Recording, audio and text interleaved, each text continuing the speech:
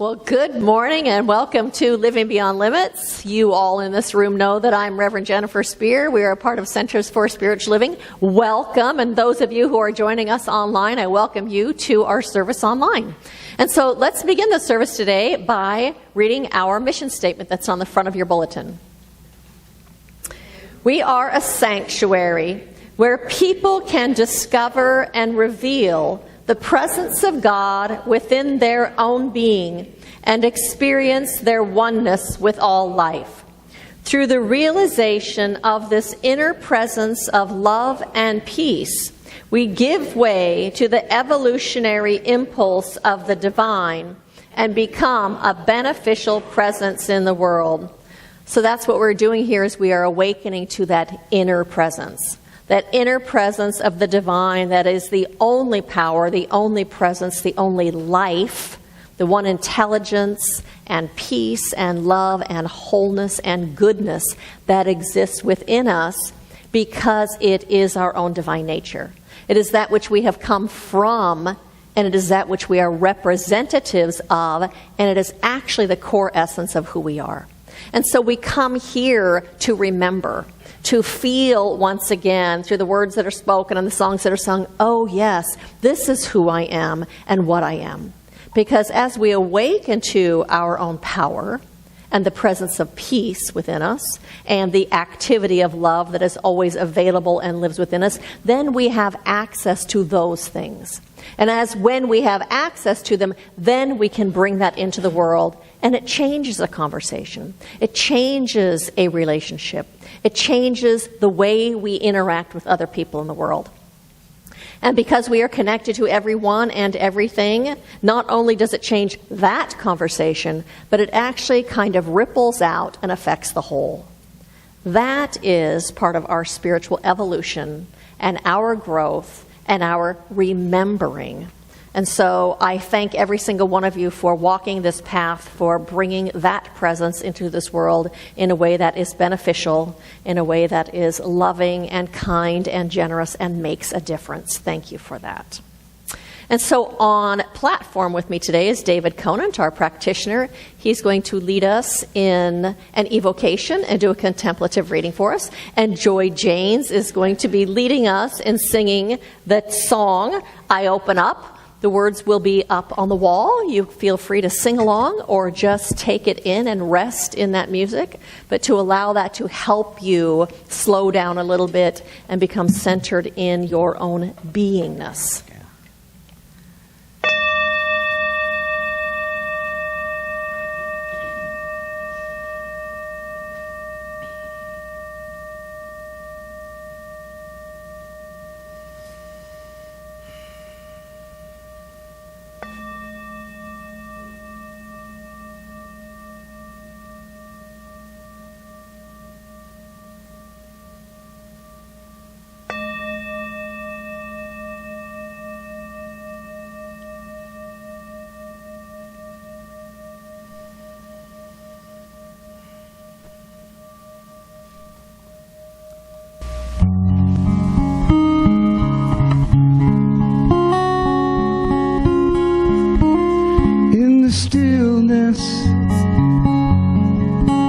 Silence, I feel the sacred surrounding me, and I surrender to this moment. I open up and I find peace in the stillness. In the silence, I feel the love inside of me, and I surrender to this moment. I open up and I find peace.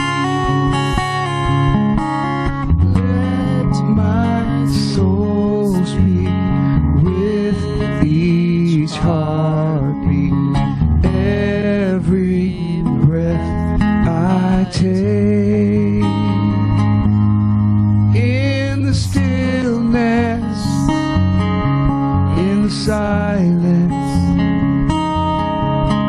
feel the light inside of me. And I surrender to this moment. I open up and I find peace. Let my soul speak with each heartbeat. Every breath I take, in the stillness, in the silence,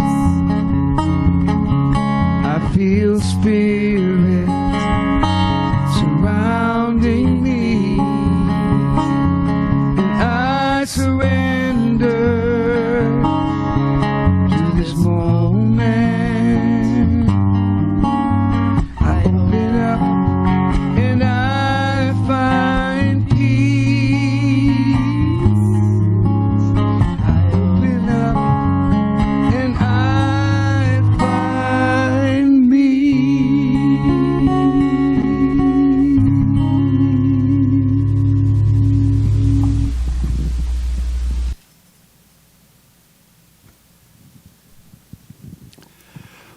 As I open my mind and heart to the one source, I become centered and fully aware of the presence and power of the divine. This is spirit in its most powerful, creative, and loving form. With it comes unlimited joy, love, and unlimited good. Because there is only one source for all of life, and that includes us. The things we deal with every day are doorways and opportunities to recognize that we live blessed lives because of who we really are.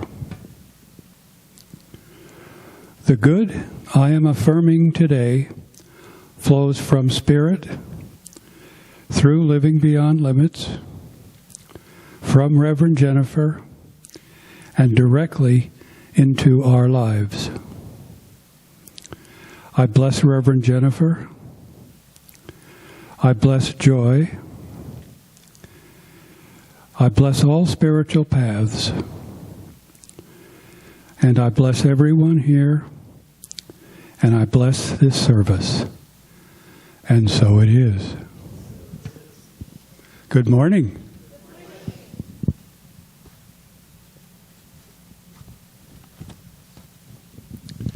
My reading today is from 365 Days of Richer Living by Ernest Holmes and Raymond Charles Barker.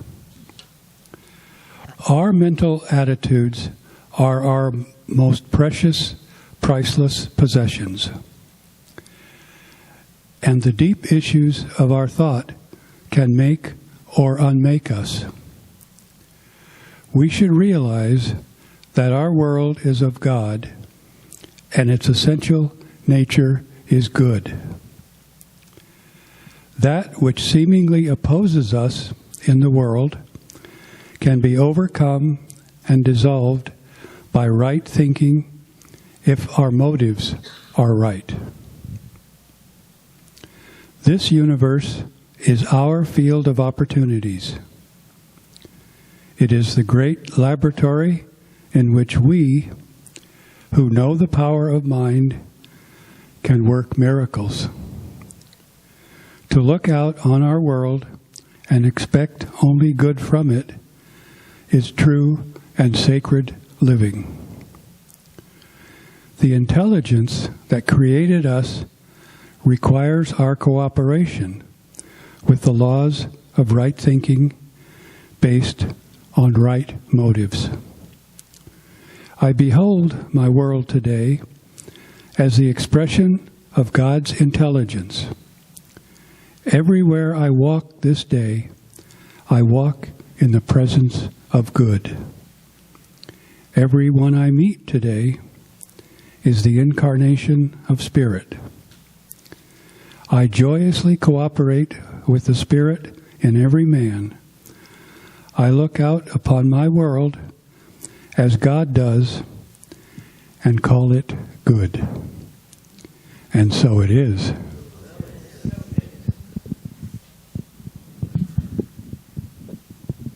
But having that sense that everything is sacred, that everything is filled with the divine, and that everything is alive with Spirit is really at the very core of my spiritual beliefs.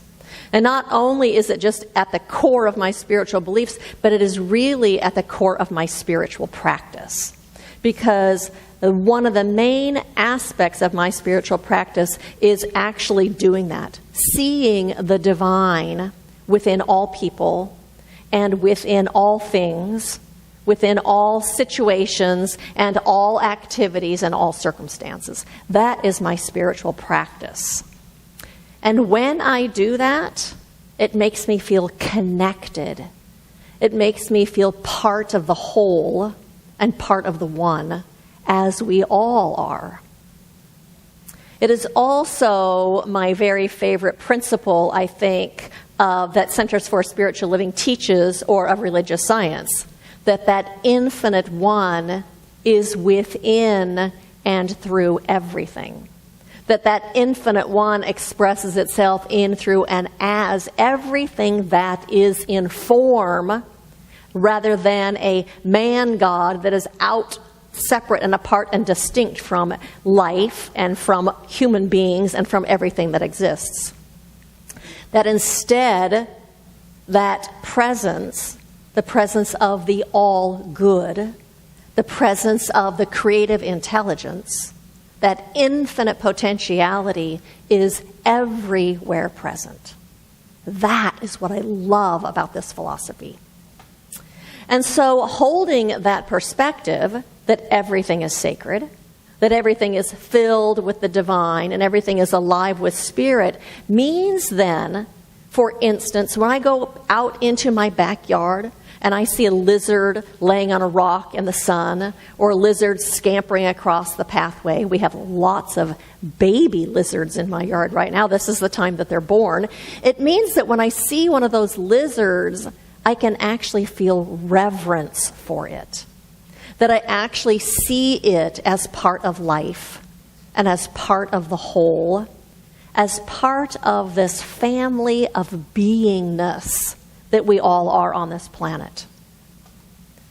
And when I see a spider in my backyard in a web, it actually enables me to see that differently, that I can marvel at the beauty of that spider, yellow and black striped legs, or I can marvel at the intelligence within that spider that enables it to build that perfectly geometric web. Or even that it can create that sticky stuff that it can create a web out of. It's just amazing to me.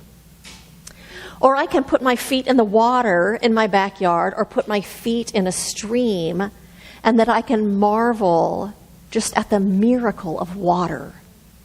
And to think about that water connects us to every single living thing on this planet. That we drink it, that we bathe in it, that we use it, and it connects us to everything. All of that, all of those things are the beingness of Spirit in form. The beingness of the infinite one here in form. Eckhart Tolle said, everything that exists has being, has God essence, has some degree of consciousness. Everything is alive. The sun, the earth, the plants, animals, humans, all expressions of consciousness in form. That's what Ernest Holmes meant when he said mind, there is only one mind, and that mind expresses its consciousness, that energy and intelligence and life energy, consciousness expressing. And I know that sometimes we don't notice the sacred in whatever is right before us. And one of the reasons is because often we put people and things into a hierarchy. And we name, for instance, people who are rich, or people who are powerful, or people who have well-paying jobs, or people that are smart or powerful. Somehow, we deem them as more valuable. They're more valuable than the person who is poor, or not as smart, or has lower status. And so what we do then is we admire those people that have that high status, and we kind of brush aside the others and don't give much attention or energy to them. And in that, we miss the sacred that is present there also. As human beings, we have told ourselves that humans are more valuable than other humans, and that humans are more valuable than animals, or plants, or insects, or even the earth itself. But you know what? Just for instance, if we did not have insects, we would have no fruit. There would be nothing to pollinate the fruit, many vegetables, and no fruit at all on this planet. And if we didn't have insects, the trees and leaves and plants that fell dead would just sit there on the ground and eventually would build up, and we would be buried in all this stuff. But the insects eat them and break them down. The bacteria breaks them down and turns them back into soil. That in itself is sacred. What a sacred thing that there is something that breaks everything down and keeps creating earth out of itself so that we can grow plants and have food and thrive. Sometimes we don't see the sacred that is right in front of us because we deem things as other. You know, those other people.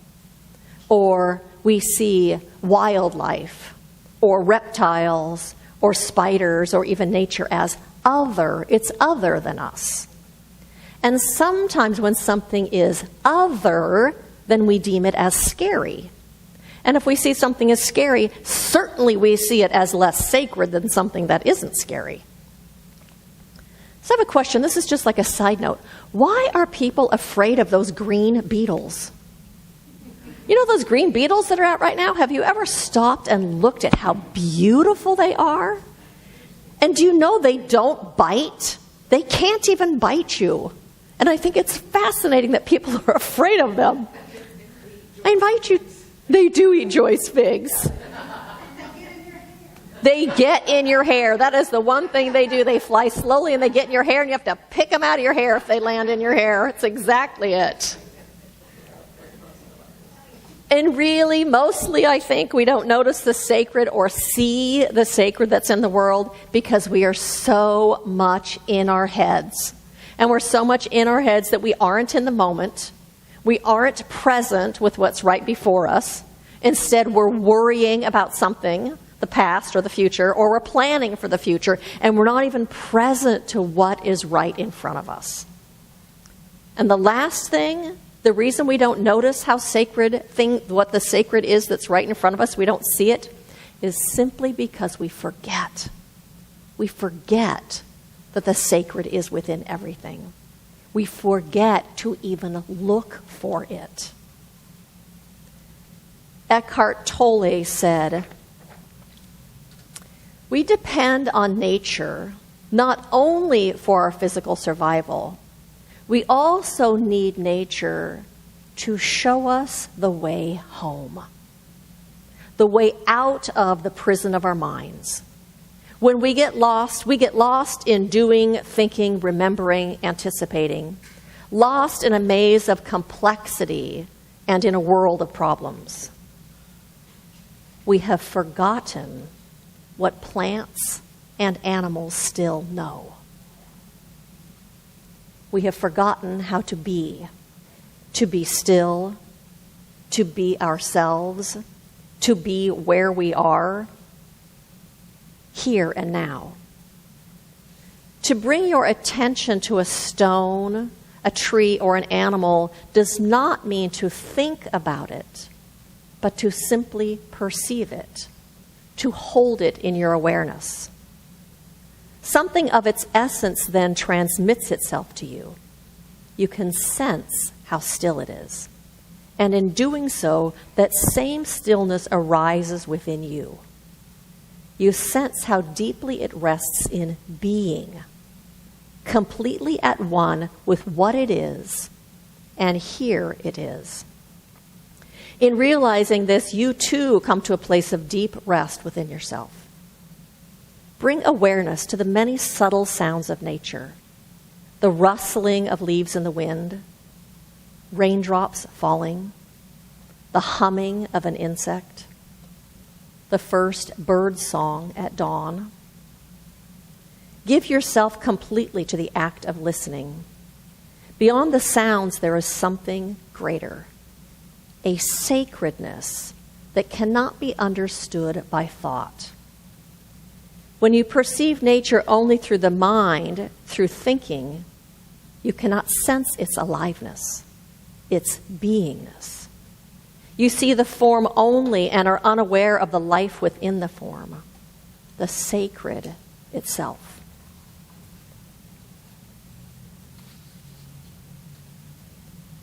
Noticing, being present to nature, gets us out of our heads and gets us into our spirit. We have forgotten what plants and animals still know. The sacredness, that which is beyond words. And I know that we all want to have an experience of spirit. We want to have the experience of spirit within us, the experience of spirit all around us. We long to experience our own spirit and our sense of love and connection with others and with everything, with the critters of the world, our connection and oneness with that from whence we have come. We yearn to experience our own spirit and our own spirituality. The divine within us longs to recognize the holy and the sacred and the divinity in all things, because doing that brings us home. Home to our own spirits. Home to spirit within us. And so the title of my talk today is Everything is Sacred. And I'm talking about we see the sacred when we look for it. We recognize the sacred, and when we do that, it brings us home, home to oneness. When we recognize the sacred, it enables us to recognize the magnificence within all things, even the spider. When we recognize the sacred, it takes us to a place where we feel gratitude for all of it. It takes us to a place where our hearts open. Recognizing the sacred right before us helps us remember the truth, the capital T truth, that everything is sacred, and everything is filled with the divine, and everything is alive with spirit. Nature is healing. Experiencing the sacred anywhere, in anything, at any time is healing to us. Experiencing connection is healing. St. Francis of Assisi said, "A cat purring on your lap is more healing than any drug in the world, as the vibration you are receiving are pure love and contentment." We all know what that's like, to have a cat purring on your lap and how good that feels. So I'd like to share a story with you. It says, at the Fishkill Correctional Facility in upstate New York, more than 1,600 men convicted of abuse, robbery, and murder are serving their time there.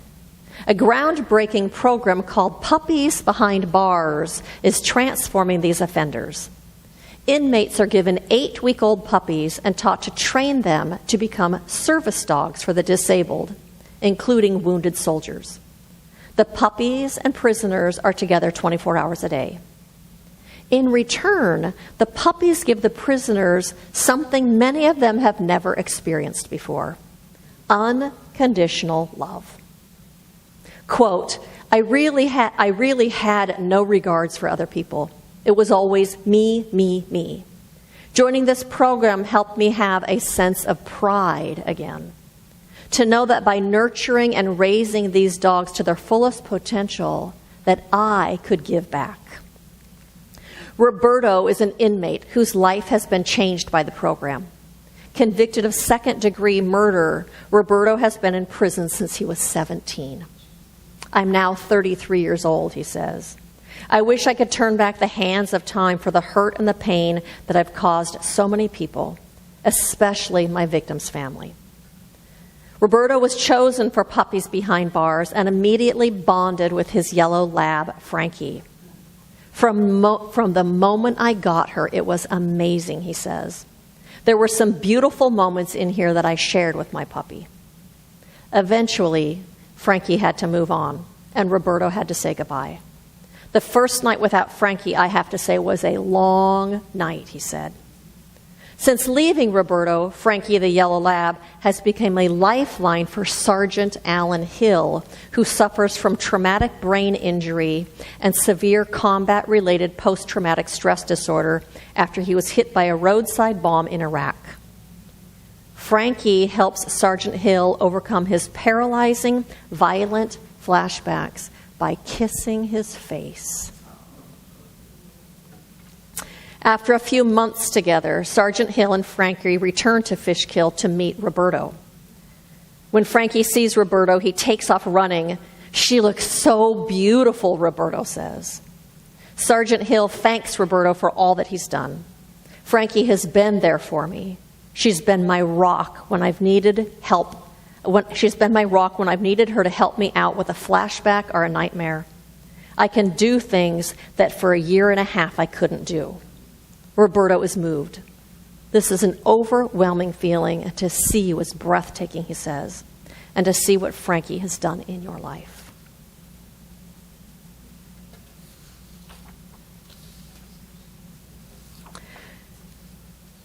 Joan Chittister, who is a Benedictine nun, theologian, author, and speaker, said, awareness of the sacred in life is what holds our world together.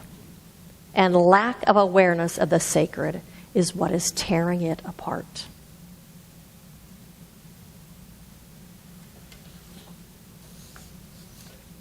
When we recognize the sacred within anything, it makes us want to take care of it.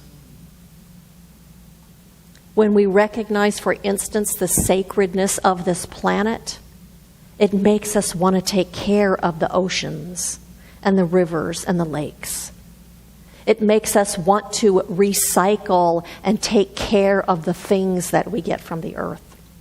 It makes us want to only eat fish where it is sustainable fishing. It makes us want to do whatever we can do to mitigate climate change when we see it as sacred. When we see the sacredness of animals, it makes us want to preserve wild spaces so that they have a home to live in. When we see the sacredness in people, it makes me realize everyone doesn't have to see things the way that I see them or believe the way that I believe, but we are still connected. We are still family. We are still part of the whole, and we still belong to each other. We only experience spirit when we notice it. That means then that our job is to notice it and to create situations for ourselves where we can notice the sacred that is right there before us. And so how do you do that? I think there's lots of things we can do. One is just to go out in nature, to be in nature and to stop and observe a tree or a flower, to watch a bee pollinating a flower, to watch a spider create a web, to go out into this park. This park is beautiful if you don't ever spend time. Just go and be there and look at the trees and breathe the air and allow yourself to be immersed in that. Notice the colors and the patterns and the uniqueness of every single one of those things in nature. Notice the opulence and the creativity of nature. Notice the clouds and a sky-filled night of stars, the breeze blowing. Martin Luther said, God writes the gospel not in the Bible alone, but in trees and flowers and clouds and stars. It's so easy to experience the divine that way.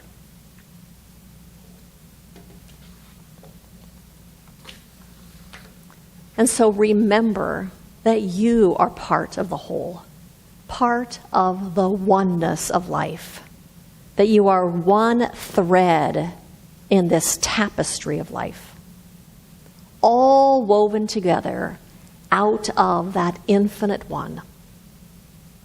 Here, together, sharing this planet with everything else that's on this planet. Part of being awake, I think, is caring for the whole. And when we care for the whole, we care for ourselves. And when we care for the whole, we care for all of life. And so my invitation to you is to remember that the divine is present in everything and in everyone. To stop and notice.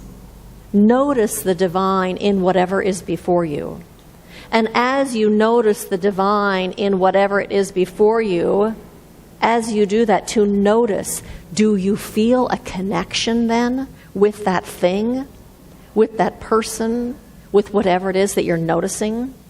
Do you feel connection? Do you feel kinship with that?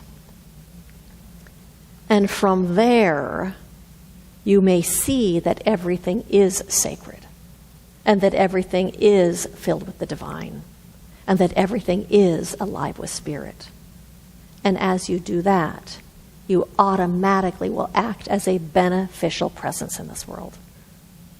And so blessings to every single one of you as you walk this path, as you bring spirit into this world in a way that is healing and beautiful and makes whole and restores and is nothing but good.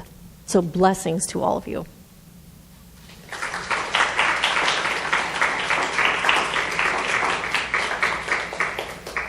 And so I invite you to join me in an affirmative prayer. And so that is exactly what we are recognizing right here, right now, is that infinite one that is everywhere present. Everywhere we look, we see this one expressing itself. In the trees and in the plants and in the animals, in the stars and in the clouds, in the sun, in the hugs and in the connections, in the food. Everywhere we look is the divine, unfolding itself, expressing itself. And not only is it everywhere we look, but it is also within us. It is the very essence of our own spirit, our own divine nature. It is what we have come from, and it is what we are here as, that divine presence. And so today, in recognizing our oneness with everything, in recognizing the sacred within everything, something is stirred and something is awakened. And just in that recognition alone, there is some sort of healing that takes place. There is some sort of restoration that takes place within our own spirit and within that which we are noticing. For in truth, it is all one. In truth, it is all God, Spirit, the infinite creative presence of the universe.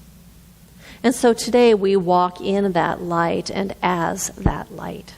Seeing the sacred everywhere we look and everywhere we go, we bring a heart of compassion and of kindness, of reverence and of love, of companionship, and the desire to work together for the common good, and gratitude. And so we live this life walking from that perspective, with an open heart and an open mind and open arms, for we are here as that beneficial presence. And so I speak this word not only about us in this room, but I speak this word about every single person on this planet. That the fullness of the presence of the Infinite One is right where every single person is.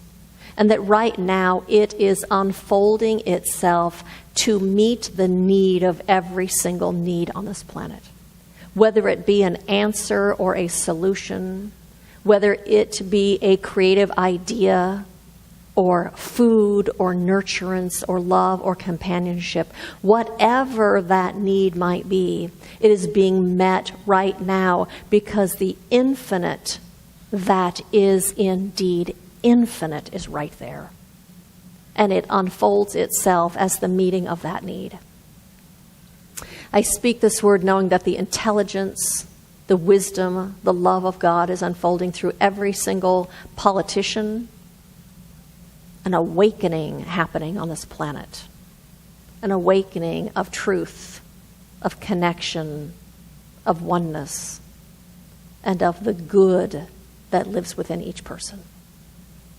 And so I release this prayer into the creative law of the universe, recognizing and expecting its unfolding right now. And so I invite you to join me in saying, and so it is.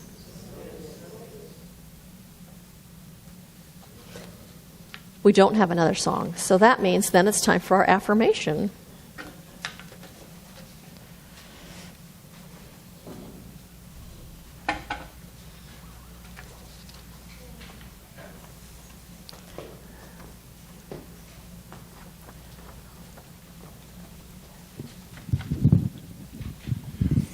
If you would join me as we read this together.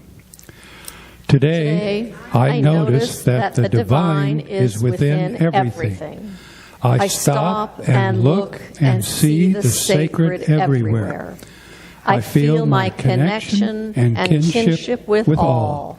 And so it is. What a fabulous spiritual path this is to be walking, huh? No hell and fire and brimstone, just love. Just love and connection and oneness. Stacy's voice right at the end. That's nice. Really nice. So I have a few invitations for you as part of this family. The one is we are having a backyard sing-along in concert with Rick Dale on September 2nd, which is just like 2 weeks away, I think now. It's going to be from 6:30 to 8:30 at Enjoy Jane's Backyard. So if you don't know her address, talk with her.